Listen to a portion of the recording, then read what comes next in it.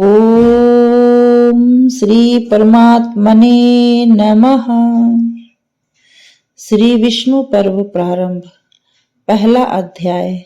अंतर्यामी नारायण स्वरूप भगवान श्री कृष्ण नर स्वरूप नरों में उत्तम अर्जुन भगवती सरस्वती एवं महर्षि वेद व्यास को नमस्कार करके इतिहास पुराण और महाभारत का पाठ करना चाहिए।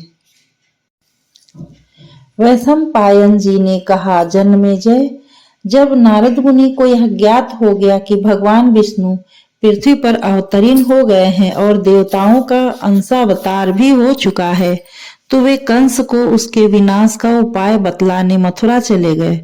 नारद जी स्वर्ग से चलकर मथुरा पहुंचे।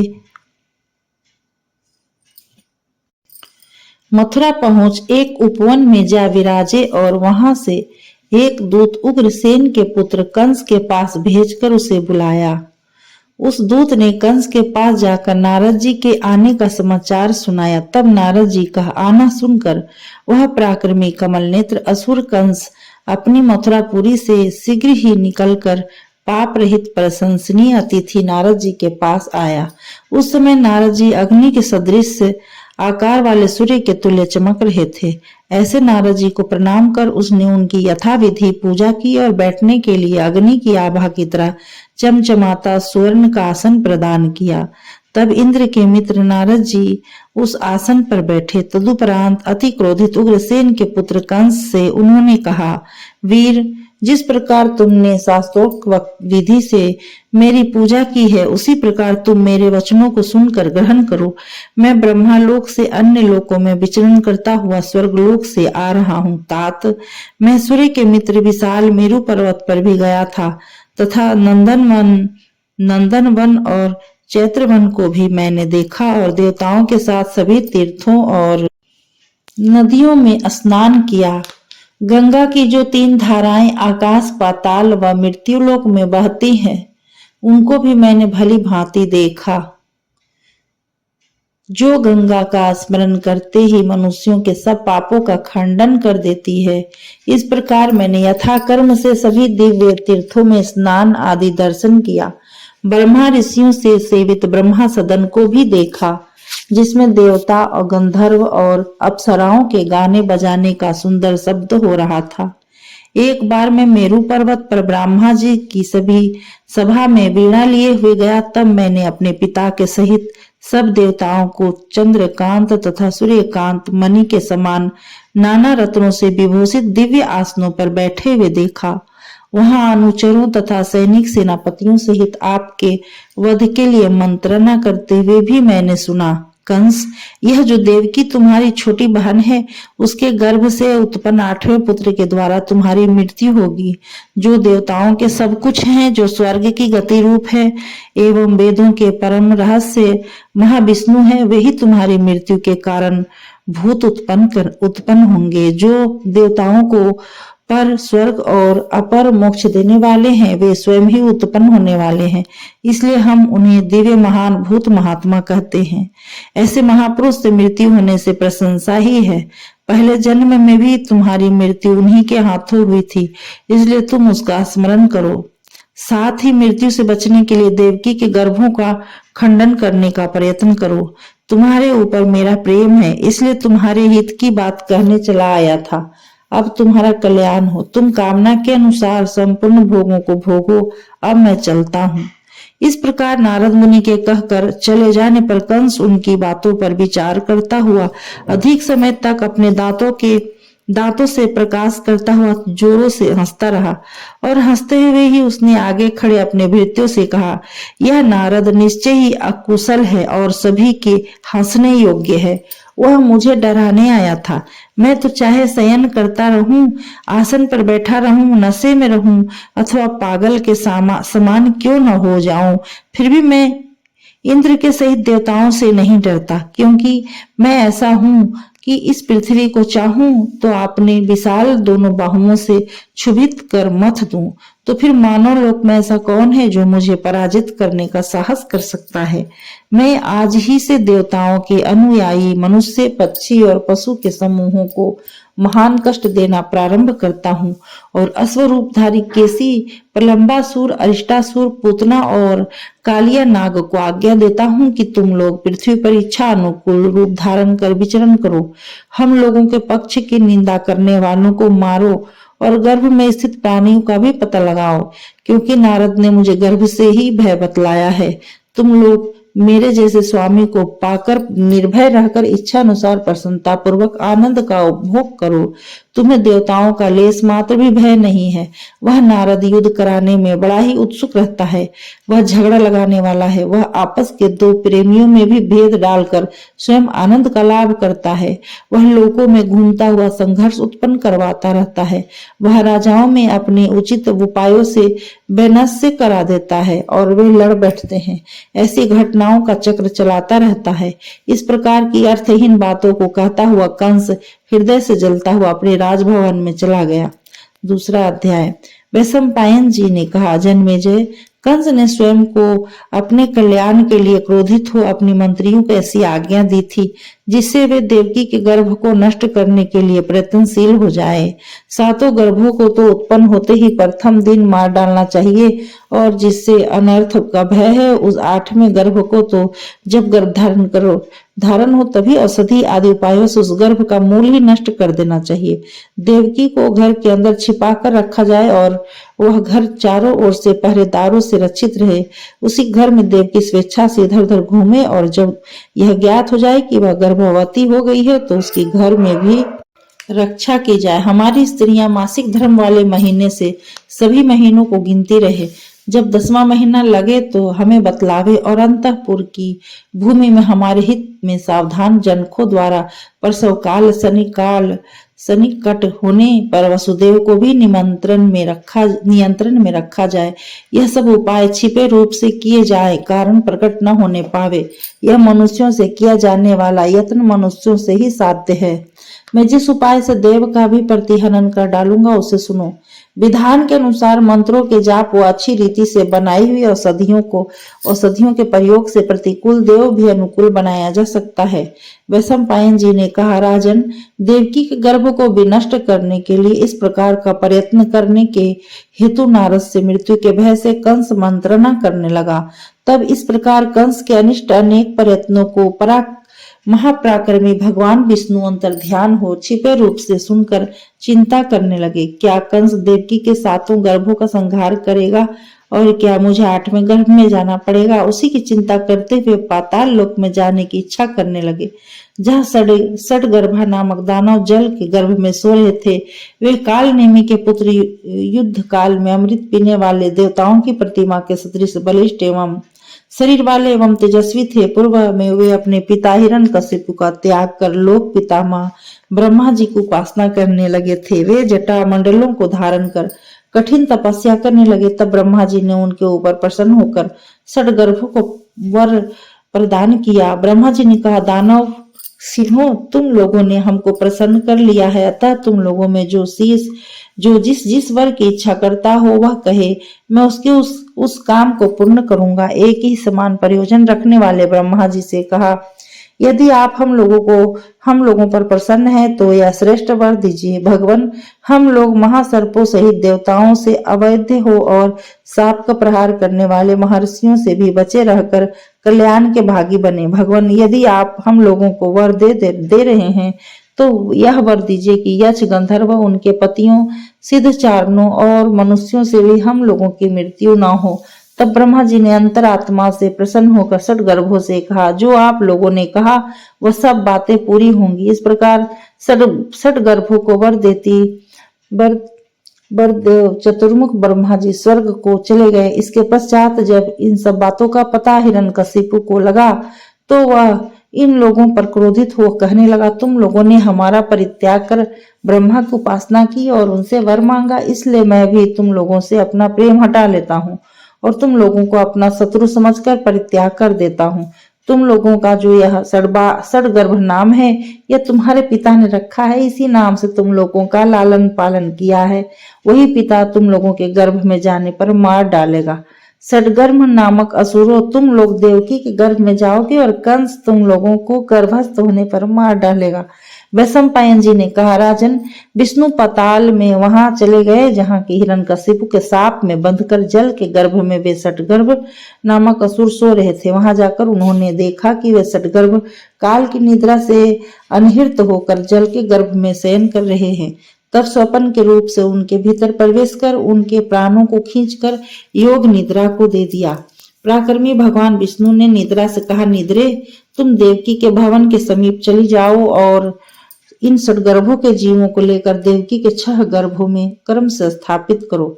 जब देवकी इन 6 को पुत्र के रूप में उत्पन्न करेगी और कंस उनको मारकर यमलोक भेज देगा, तब उसके बाद मैं तुम्हें वर दूंगा जिससे कि तुम पृथ्वी पर मेरे ही समान प्रभावशालिनी होगी। तब तुम संपूर्ण लोगों की आराध्य देवी हो जाओगी। देवकी का जो 7वां पुत्र होगा उसमें मेरा बड़ा भाई होगा। वह गौर वर्ण वाला, देखने में अति सुंदर होगा। उस गर्भ को तुम 7वें महीने में खींचकर रोहिणी के गर्भ में स्थापित कर देना।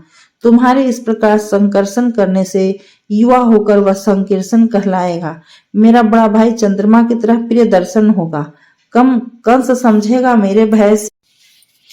देवकी का यह 7वां गर्भ गिर गया और 8वें गर्भ में मैं जब प्रविष्ट होऊंगा तब वह मुझे मारने का प्रयत्न करेगा। जो नंद गोप की प्रिया पृथ्वी पर गोप वंश को प्रतिदिन प्रसन्नचित करने वाली यशोदा नाम से प्रसिद्ध है, उसके 9वें गर्भ से हमारे कुल में भादो की कृष्ण पक्ष की 9वीं तिथि को तुम उत्पन्न होगी। और मैं एक दिन पहले भादो कृष्ण अष्टमी की अर्धरात्रि में जब अभिजीत नक्षत्र रहेगा तब मैं देवकी के गर्भ से सुखपूर्वक उत्पन्न होऊंगा और हम और तुम दोनों 8 महीने के बाद ही एक दिन के आगे पीछे उत्पन्न होंगे। इसके बाद हम दोनों का आपस में परिवर्तन कंस के विनाश के लिए होगा। देवी, हम यशोदा के यहाँ चले जाएंगे और तुम देवकी के पास चली आना। हम लोगों के इस प्रकार के संयोग से कंस मूढ़ हो जाएगा, उसकी समझ में भ्रम हो जाएगा और देवकी से उत्पन्न तुम्हें शत्रु समझकर तुम्हारे पैरों को पकड़कर वह शिला पर पटकेगा। तब तुम उसके हाथों से छूटकर आकाश में चली जाओगी और अविनाशी स्थान को प्राप्त करोगी। हमारी ही तरह तुम भी श्याम वर्ण की होगी और तुम्हारा मुंह बलदेव जी की तरह सुंदर होगा। तुम आकाश में मेरी भुजाओं के तुल्य दोनों ओर 2-2 हष्ट पुष्ट विशाल भुजाएं धारण करोगी। एक हाथ में त्रिशूल, दूसरे में स्वर्ण मुष्टिका वाली काल खड्ग, तीसरे में मदिरा से भरा पूर्ण पात्र और चौथे हाथ में सुंदर व निर्मल कमल रहेगा। तुम रेशम के नीले वस्त्र को पहनी रहोगी तथा पीली चादर ओढ़ी रहोगी। तुम्हारे वक्ष स्थल पर चंद्रमा के समान प्रकाश करने वाला चंद्रहार सुशोभित होता रहेगा। सुंदर कुंडलों से तुम्हारे कर्ण विभूषित रहेगी। तुम्हारा मुख चंद्रमा की शोभा को छिन्न करता रहेगा। उस समय मणि जालों के द्वारा विशेष रूप से चित्रित मुकुट को मस्तक पर धारण करने से तुम्हारे केस बंद चोटियां बड़ी ही शोभायमान लगने लगेगी। तुम सर्प के समान भयंकर भुजाओं से 10 दिशाओं को भूषित करती रहोगी और तुम्हारे साथ मोर पंख की ऊंची ध्वजा विराजती रहेगी। तुम चमकती वस्त्रों एवं मयूर के तुल्य चित्र विचित्र हीरकादिकों से बड़े बाजूबंद से चमकती रहोगी। उस समय तुम भूत आदि गणों से घिरी होकर मेरी आज्ञा का पालन करने वाली कौमार में आस्था रखकर स्वर्ग को चली जाओगी। वहां जाने पर सहस्त्र नेत्रों वाले इंद्र मेरे निर्देश अनुसार देवताओं के साथ तुम्हारा दिव्य अभिषेक कर पूजन करेंगे। तुम्हें इंद्र अपनी बहन बनाकर अपने घर में रखेंगे और कुशिक गोत्र में उत्पन्न होने से तुम्हारा नाम कौशिकी होगा। इसके पश्चात वह इंद्र तुम्हें पर्वत श्रेष्ठ विंध्यागिरी पर सदा के लिए निवास स्थान देंगे। तत्पश्चात पृथ्वी पर हजारों स्थानों पर तुम शोभित होगी। तीनों लोकों में विचरण करने वाली तुम ही पृथ्वी पर जाकर मनुष्यों द्वारा याचित कामनाओं को पूर्ण करोगी। महाभागे, इस प्रकार तुम वरदा होकर इच्छा अनुसार रूपों को धारण कर पृथ्वी पर विचरण करोगी और विंध्य पर्वत पर विचरने वाले शुंभ निशुंभ नामक दानवों को अपने मन में मेरा स्मरण कर सेना सहित उन्हें मार डालोगी। तुम्हें सुरा मांस और बलि प्रिय होगी। प्राणी तुम्हारे स्थान में पहुंचकर 9वीं तिथि को पशु बलि और हवन आदि से तुम्हारा पूजन करेंगे। हमारे प्रभाव को जानने वाले को मनुष्य तुम्हें प्रणाम करेंगे।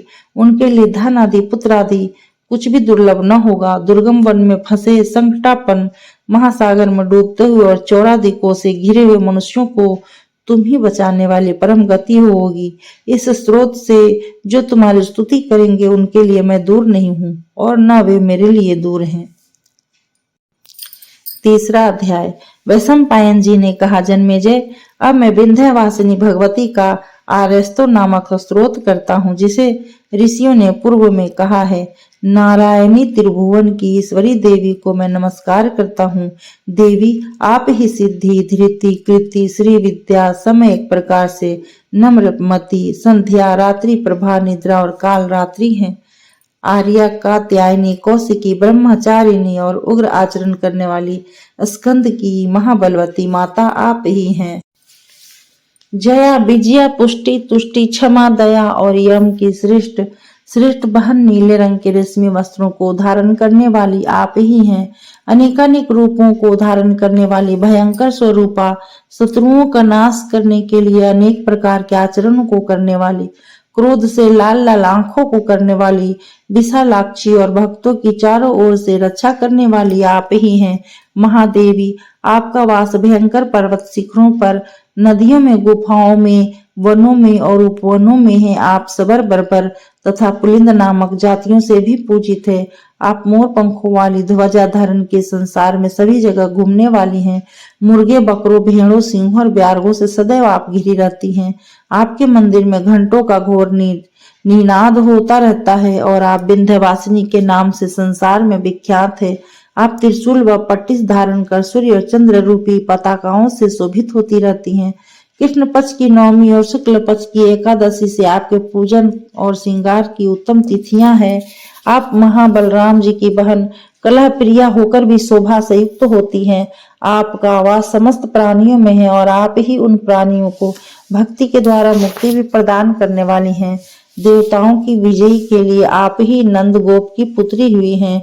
आप ही सुंदर रेशमी वस्त्रों को पहनने वाली, सुंदर स्थान में वास करने वाली, उग्र कर्मों को करने वाली, संध्या के समय भ्रमण करने वाली, रात्रि के समय माया का विस्तार करने वाली, आप खुले केसों वाली, सूरा और मांस का भक्षण कर लक्ष्मी रूप होती हुई भी दानवों के वध के लिए अलक्ष्मी बनकर मृत्यु स्वरूपा हो जाती हैं।